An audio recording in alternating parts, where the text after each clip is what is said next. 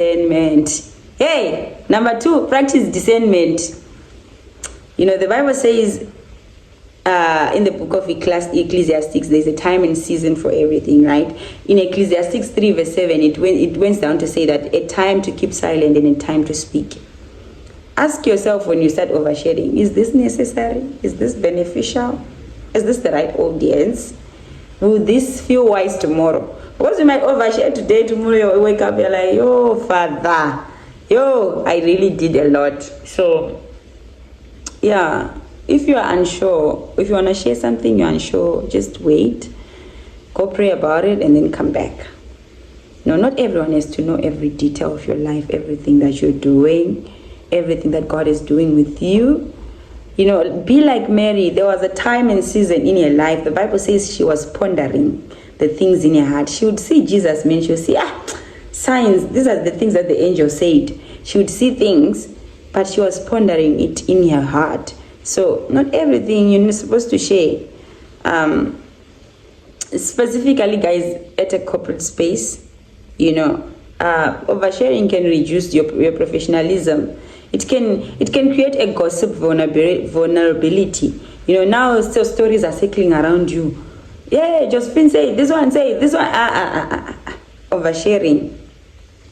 It exposes your weaknesses prematurely. It might affect how your seniors, people that you're working with, perceive you.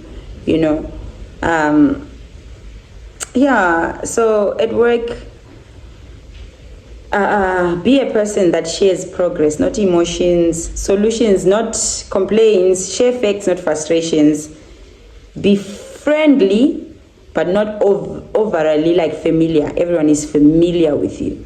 Be friendly, greet people, be friendly, but don't be telling me, yesterday, I ate pap and water. Like some of your issues or whatever. Don't do that to yourself. The Bible says in Colossians 4 verse 6, it says, let your conversation be always full of grace and seasoned with salt. So one of the things that, when you use salt has this taste. It adds a taste to the dish. It preserves, it enhances.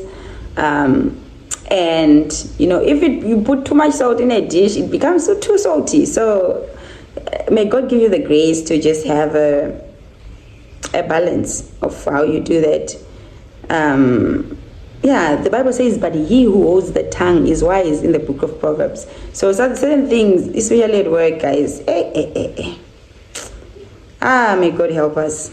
May God help us, guys.